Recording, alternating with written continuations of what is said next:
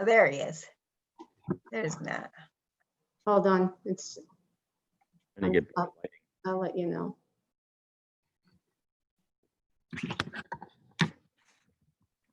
Okay, you are live, you're on YouTube and we're recording, so when you're ready to go, Matt, you're good. And I am going to share my screen just in case I have to step away. And I'm going to, so you're good. You should be good. Thank you, Sharon. Good evening, everyone. Good evening, Matt. To Good evening. EIC, our Zoom virtual meeting. And there is, anyone can access this meeting by watching live stream on Danbury CT P&Z YouTube channel. It can be found on tonight's agenda, posted on the Board Commission's homepage. Live streaming and video recording, which is required to be posted on the city's website. So anybody that there'll be the meeting and identifying the people, everybody name and all that. If we can get our commissioners that are here, I guess I'll just say your name and then you can say aye, I guess. Jeff, you're here. I am. Mark. Here. Myself, Matt. What other commissioners? Mary, are you here? Yes, I'm present. Thank you. Finally. I think that's, Mary, is that everybody? That is everyone that was able to attend tonight. Okay, great. Mary, any other announcements that I need to make? Just that all of the votes will be by roll call, Okay, which I guess I've already announced for you. thank you. So let me see, what's first on the agenda? I'm trying to pull up the agenda. All right, the acceptance of the minutes Okay, for July 22nd.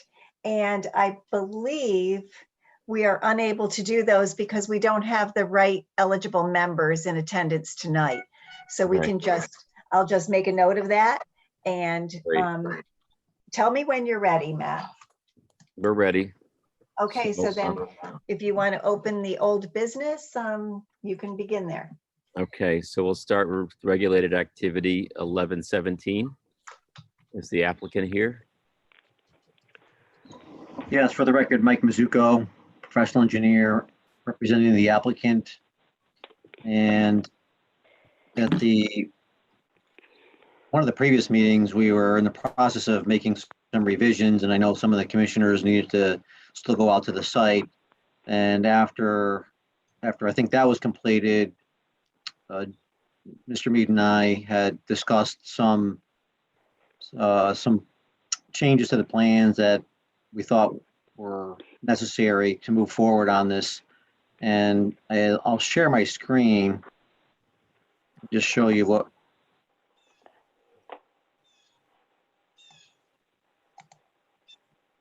Is everybody seeing that? Yep. Yep. Okay. So we couldn't really do too much with the house. We did the best we could with the house placement and the orientation with the driveway. Tried to keep we did show a fence along the back just to try to keep that barrier from the rest of the property because the stream runs down through, heads into that culvert. And there were some issues out there. It's very, very heavily filled in with Phragmites. It's just very, very thick in there. There's a lot of debris, especially down by the culvert. So I tried to do a couple things. There was some, not only like tree debris, there was some garbage. So we had some notes about cleaning up the garbage on the site, removing it, not burying it on the site, but removing it off the site. There's some shingles and garbage and construction debris that needs to get cleaned up. So I added that as a note here. And then in this area here, where the culvert is, the inlet is blocked. There's some large trees down, and then some smaller stuff gets in there. So it's limiting the flow that can pass through that 30 or get into that 30-inch pipe. So that will definitely help with some of the flooding that people experience in the area because it is very flat out there. And then the other thing was that there's a lot of Phragmites in there, so we thought that by planting just to try to eradicate it would be almost impossible, but we figured if we could plant some trees in there, and as those trees get older and grow taller, they might choke out the Phragmites just by if you can choke out the sunlight, you might dampen the Phragmites. So those are the changes that we made just to try to address some of the issues that were out there. And I know Joe did prepare a staff report. And so I did review that with my client, and we see no issues with it and the conditions that were outlined in there. And if you got any questions, I'd be more than happy to answer them. I have a question, if I may, Mr. Chair. Yeah, just go ahead. Mike, will since the stream is on the property, will the subsequent homeowners take responsibility or is there a mechanism for the homeowners to take responsibility for long-term maintenance as that gets plugged up? Mark, we didn't put any provisions for that, and I don't know how that would hold up, but if it's something that you feel you can put in a condition and think it could be administered and enforced, then I don't really see an issue with it, especially the portion that's on our property. I mean, we're trying to just help out a little bit because the majority of the problem is actually on the right of way, the Holly Street right of way, in the area in the immediate vicinity of the inlet. And Mike, that's the city of Danbury right away? Correct. Because there's the sewer line goes down through there, is that correct? That is correct.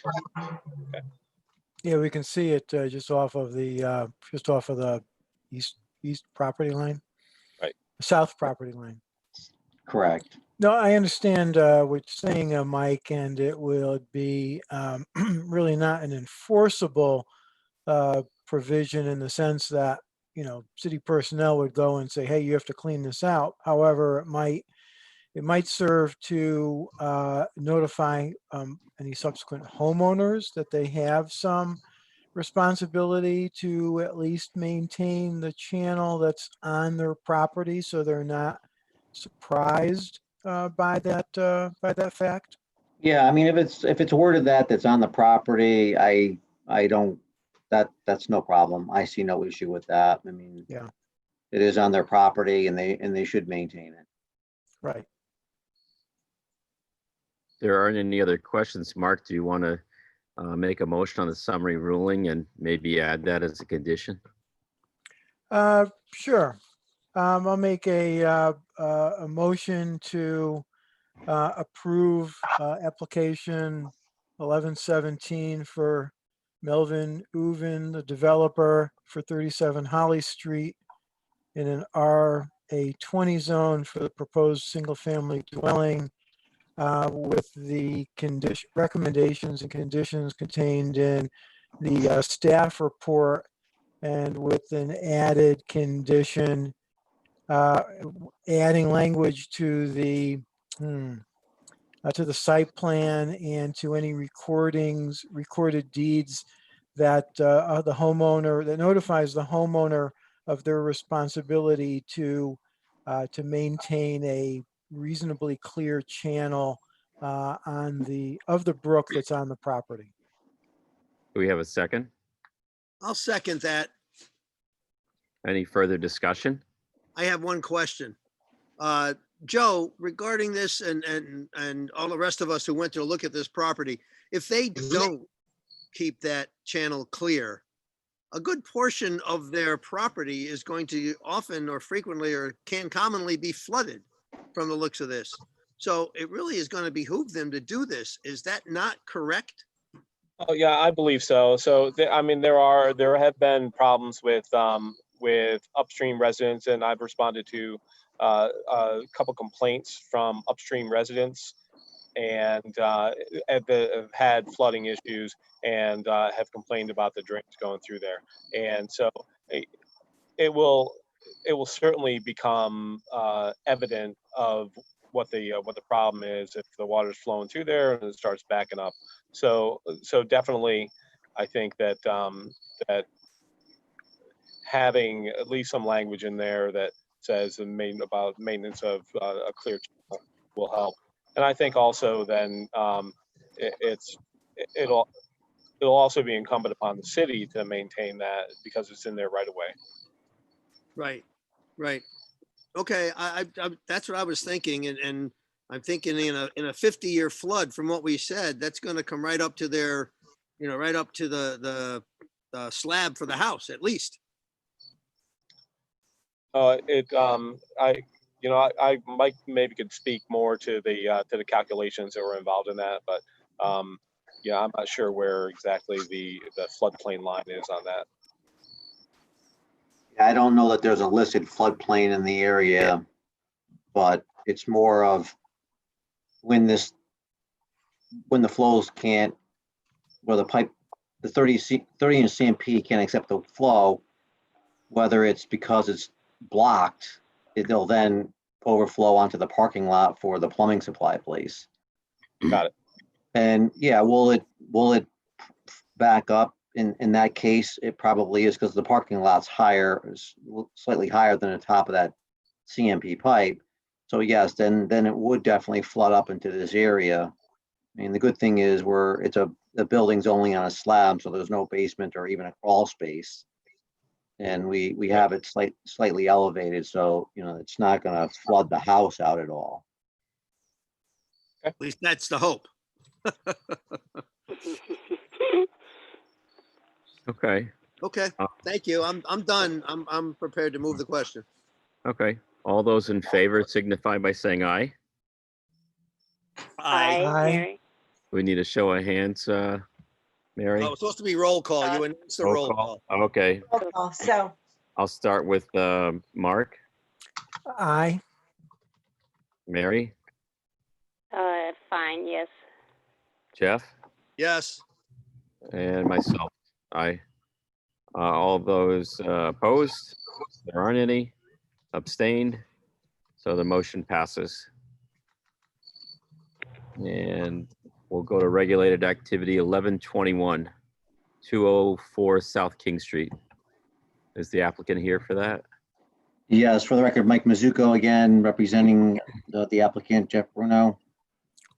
And I'll just switch right over. So this plan, the original wetlands were flagged by Henry Moeller, and it was just requested that we get somebody back out there. None of the flags were visible. And so Jim McManus went back out and reflagged the wetlands, and SIDRAP located and updated the survey. So then we revised the plan, and it took a little while because of the surveying. The lines couldn't tie in very well, but at the end of the day, he finally got it to me, and I did revise it, and I sent in the new soils report and the revised map. And I have both maps up, and I can just kind of show you where it was similar in the wetland flagging that Henry did, but there were some slight differences. There was less wetlands here by Jim McManus, but slightly more in the driveway. And I can kind of click to the other plan,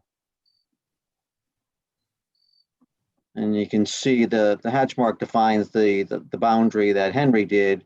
So Henry had more wetlands in this area, but less over where the driveway was. And then I'll just click back over to the new one, so you can kind of see. At the end of the day, we had slightly more wetland loss with this revised plan, but it wasn't a lot. I think it was 3,900 square feet there, and I think the other one was 36 or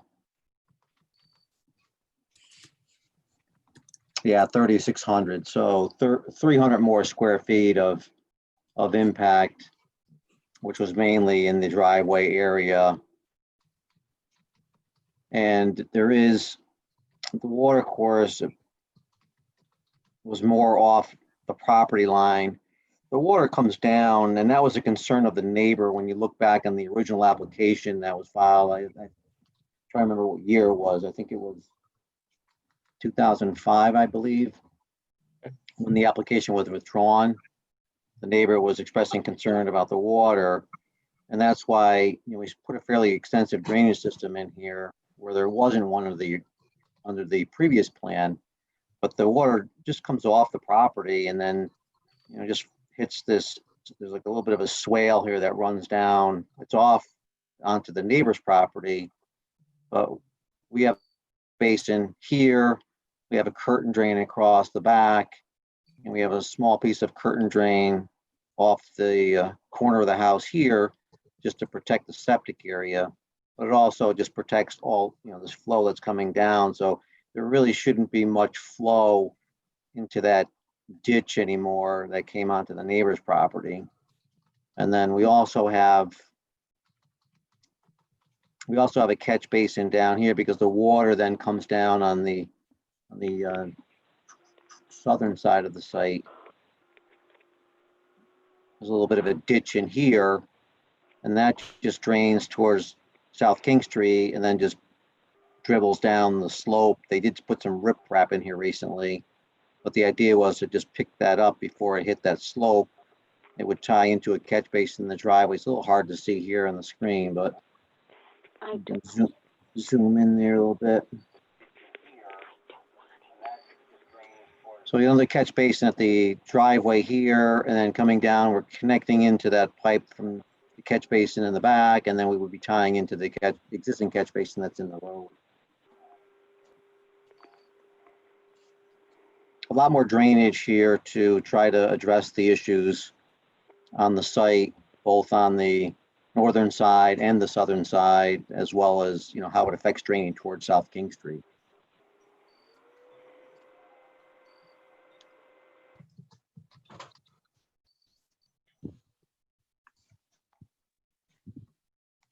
So that's really, as far as the layout, the house, none of that changed. We just updated the wetlands line and some of the site grading slightly, but that's it. Okay. Joe, do you have any input? Well, so I walked to the site and, you know, to me, it was kind of surprising that there were as much wetlands on the site as there are. It's like, you know, it's an upland sloped site. And so it's just kind of, you know, kind of surprising to see the amount of wetlands that are on the site. But, you know, that said, you know, there's like an extensive area behind, you know, the house itself, and the impact on the lot is kind of minimal. There's also, right, Mike, isn't there a big swale that goes across the top of the property as well? That's correct. Right along here, there's probably a 4 foot deep, 3 or 4 foot deep swale that runs across here and it brings water. It looks like it was probably man-made. And so, yeah, that cuts off water. So the water really is just flowing from the top of that. You can see that there's a little ridge there that forms a divide from the water that's running down that swale for the rest of the site that's down here. Yeah, I think you end up with a very high hard pan impermeable layer below, you know, the topsoil and B horizon, and the water just doesn't move down through that soil. So it just has to move laterally. Right. So can you kind of zoom in on the deeps and perks? The deep The data? Yeah. Yeah. Just see the soil types. Yeah, so you got 18, 24, 23 inches, which is your loam, and then it's hard packed modeled. Got it. And sometimes sometimes those hard packed model soils literally form like an impermeable layer. Right. Okay, are there going to be any issues with the septic, putting the septic in that area? Well, that's why we have the curtain drain. You know, we have a curtain drain across here to just stop that flow. You also have the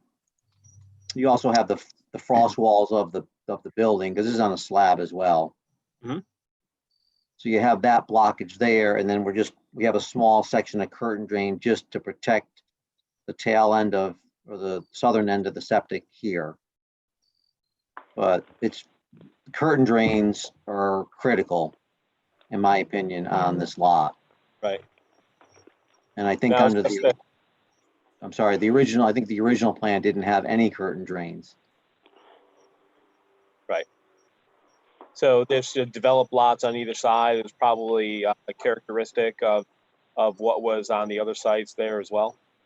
Oh, yeah, in terms of the soils, I think they're really similar. I mean, if you look, when you were out there, I don't know if you noticed, but on the lot to the north, the one where it's more down gradient, the back of that house has a little pond in it. There's a little Right. pond in the backyard. So, and you can see the other house on to the south. You can see it on the map there. A little further up the slope. Right. Okay. All right. Watch where you step when you go out on the steps, because it still might be wet. So Joe, we don't have a report yet, right? No, so Mike had, this is the first time that I think Mark had requested a redo of the soils survey. Right. And so this is the first time that Mike has been presenting the new data and this plan right here. Okay. Any further questions from any of the board members? I have one, Mr. Chair. Mike, so obviously there's a direct loss of wetlands on this property. Any proposed mitigation plans at all? It really didn't do anything because it really doesn't seem where we could propose doing too much. But if there's something that Joe sees out there, or yourself or one of the other commission members feels like there's something we can do, I'm sure the applicant is willing to do something to try to, provide some mitigation or some protection.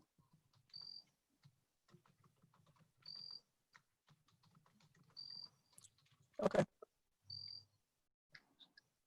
And, Joe, if you think of something and you want to discuss it, again, I'm sure my client is willing to do reasonable mitigation or something to that effect. Okay, I think that, we might have an opportunity to do something, something on site that will enhance the area. Yeah, I mean, maybe there's some plantings, and that's certainly, that's some certainly we can work in. We Okay. just got to be careful about, it is a wet area, so we just have to be careful about what types of plants and what kind of soil regime they can live in. Right. Yeah, well, I mean, I think that there is, in walking the site, I think there was probably some Multiflora rosa out there. Mhm. And so maybe some way to remove invasive species and plant native species that would enhance the area. Sure, okay. There aren't any other comments. Can I get a motion to table regulated activity 1121 to the next scheduled meeting? I'll make the motion to table regulated act 1121 till the next regularly scheduled meeting. We have a second. Second. I'll second that. All those in favor signify by saying aye and roll call. Mark, Aye. Jeff, Aye. Mary, Aye. and myself, I guess, aye. And then opposed, hearing none. We'll move on to new business. We have regulated activity 1123. 11 Old Blanchard Road. Is the applicant here for that? We are. Okay. Mike, excuse me, Mike, can you unshare your screen, please? Yep, I'm doing that Thank right you. now. Thank you. I don't know. Now, hey, Mary, now that I'm looking at all the faces up here, could Mike put that back up again? All right, have a good night. Thank Gentlemen you. and You ladies, too. good evening.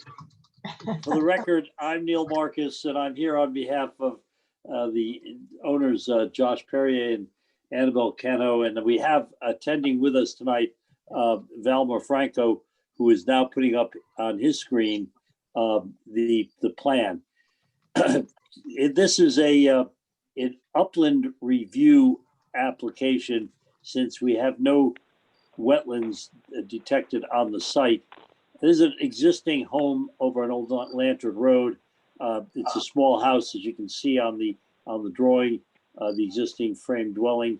And we're going to do a renovation, the property owners, with a small addition, actually with an addition. And you'll see the red line on the plan shows your zoning setback.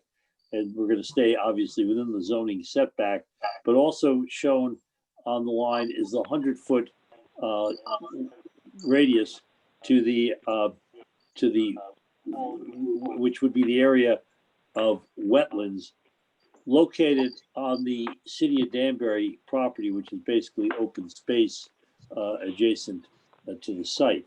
So the application involves no disturbance of wetlands or any water courses at all. Merely the review is to ask you to give us a summary or ruling that there are no activities requiring further permit. So at this point, since Val is on the line with us, I'm going to have him just run quickly through the site, even in a little more detail than I did. Could you do that?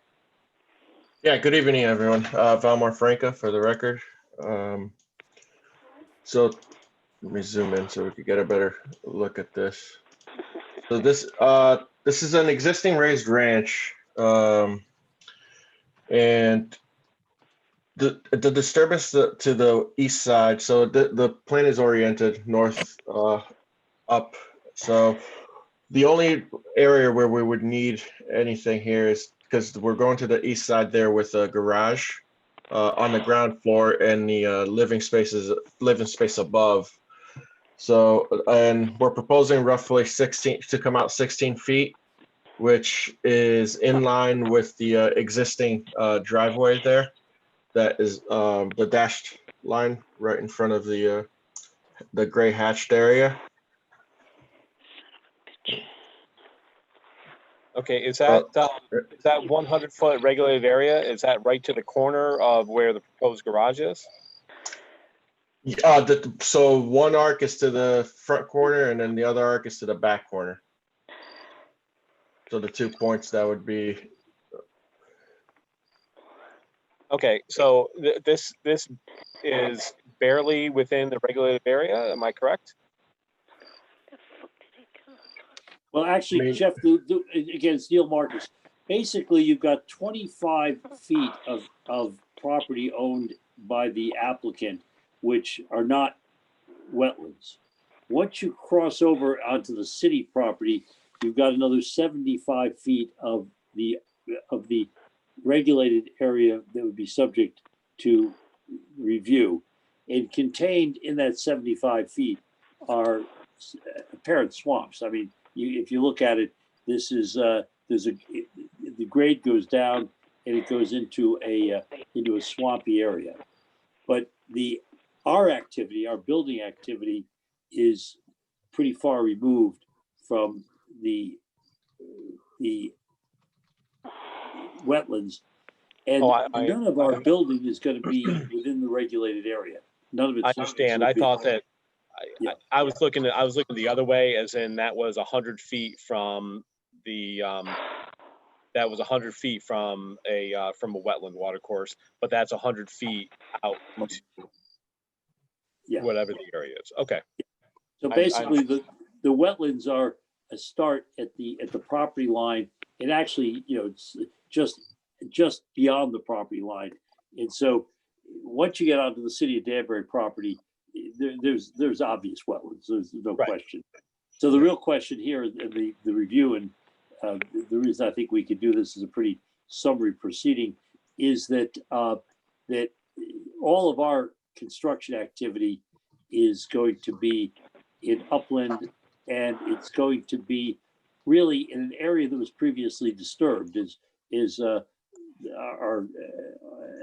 Valmar has already told you, that if you follow the driveway from the street in the parking area back, the new construction is going to be in line with that area where the driveway and the grading around the house was done years ago. So And since it's a raised ranch, the disturbance that will be required for that foundation, being the garage at the bottom, is only to excavate down to frost. It's not like we'd be disturbing a lot to come out and put a full basement under that area. Understand. And of course, there's no questions, we're gonna set, silt fences and hay bales around the construction so that nothing will run off the property line. Essentially, we'll keep everything contained on the property.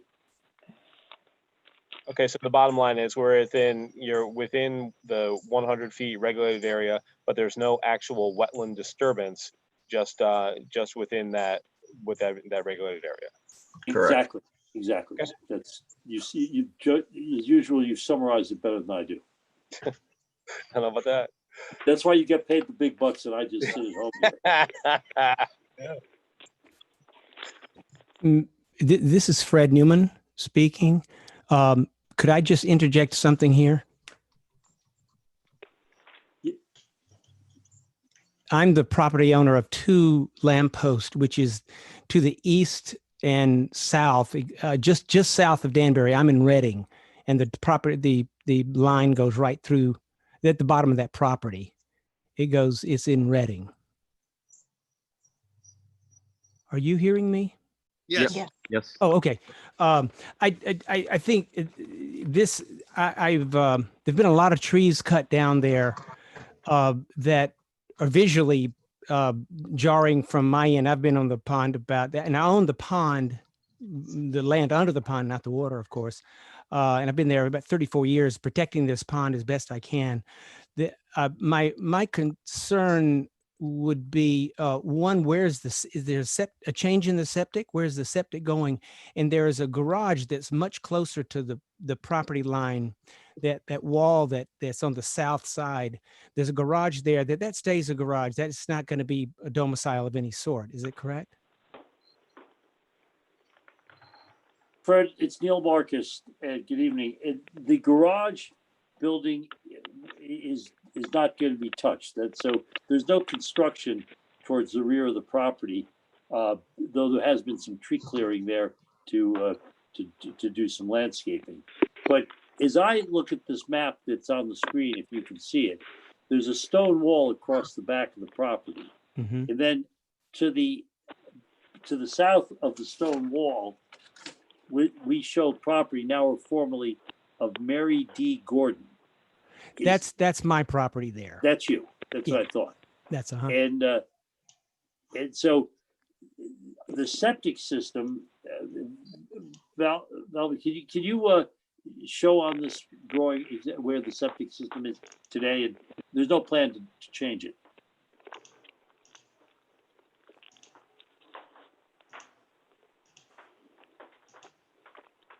It's roughly there from the inspections we've done. The fields are there and the boxes towards the house. Okay, that's fine. There's no. I saw on some plan that I just looked at 6:30. There was a septic sort of overlapping underneath that garage, but that's as long as we're not getting close to it. I'm worried about the runoff there. Just so you know, the this pond, I've been battling beavers for years on this pond, and we've had some big flooding there. So keeping that that pond can go up. I'm not sure how much elevation there is above the pond near the house, but that could get substantially closer at certain times of the year, particularly in the fall when these storms come through. And Danbury has problems with that intake of the pond on that north end, which is right beside their house.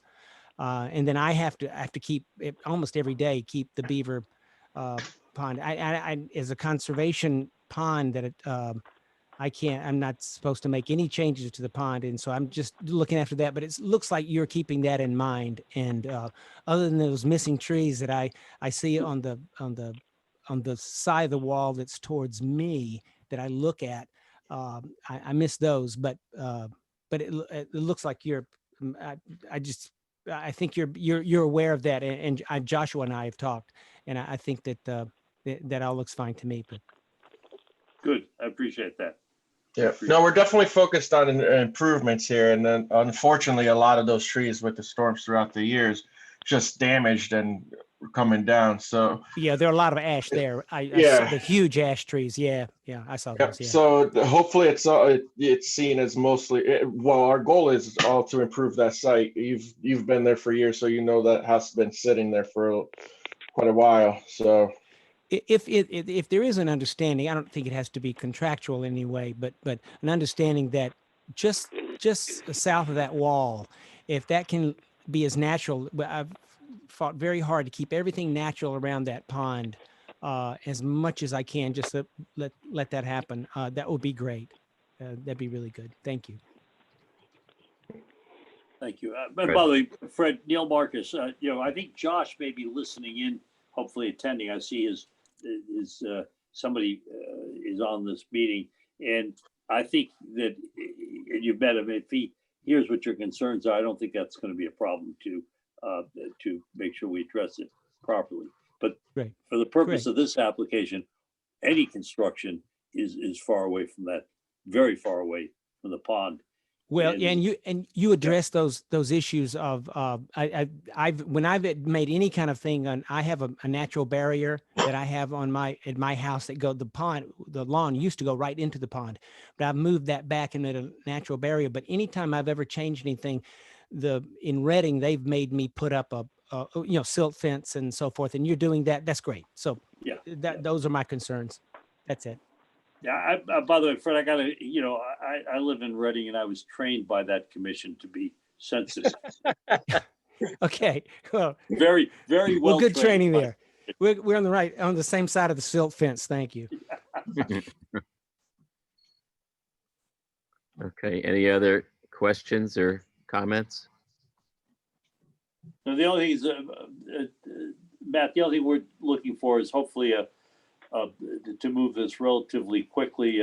We'd like to get moving on the construction while the weather is good, and I don't want to put any pressure on the commission, but my client has given birth to a young baby girl last week, so she's anxious to get into this house. No pressure. I think that, so I can, and I don't think it's going to be any kind of issue doing up a project impact report and then moving that forward and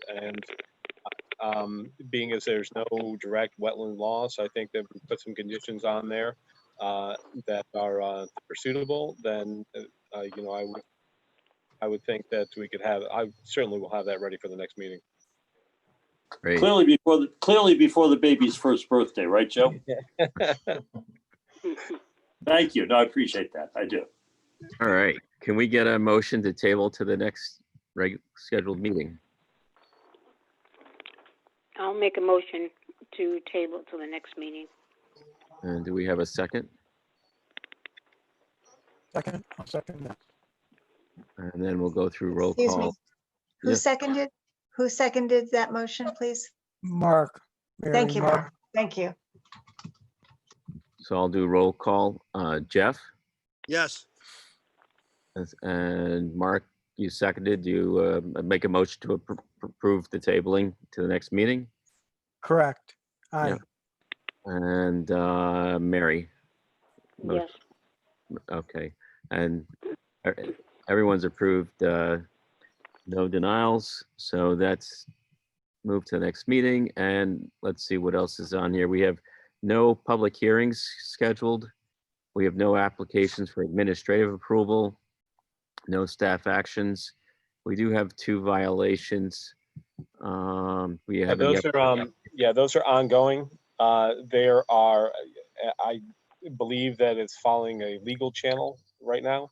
I Okay. will talk with Sean Hardy because zoning had issued and building department had issued notices of violation as well. So, but I believe that it is taking a legal course, and so it's just gonna have to be what it is for now. Okay. And correspondence, go ahead. Yeah. Excuse me, Mr. Chairman. Yeah. I would just like to mention so that people who are listening know that the next meeting is scheduled for Wednesday, September 9th. Okay? Thank you, Mary. Thank And you. I'm going to take my leave. Thank you all for the meeting, and we'll see you on the 9th. Thanks. Thank you. Have a good night. Take night. care. Thank you, everyone. Have a good night. And then we have the correspondence from Eversource, a letter that was dated August 19th. The notice of the new gas main installation from the town of Richfield. And that's it. And we just need a motion to adjourn. So moved. Do we have a second? I'll second. All right, so we got a second. All those in favor, does anybody want to stay? No? No. Not unless there's beer involved. Ooh. I guess then we just, we call it an evening and enjoy your night. Thank you too, very everyone. much. Thank you. Thank you. Everybody. Thank you. Yep, Good bye. night. Take care. Good night.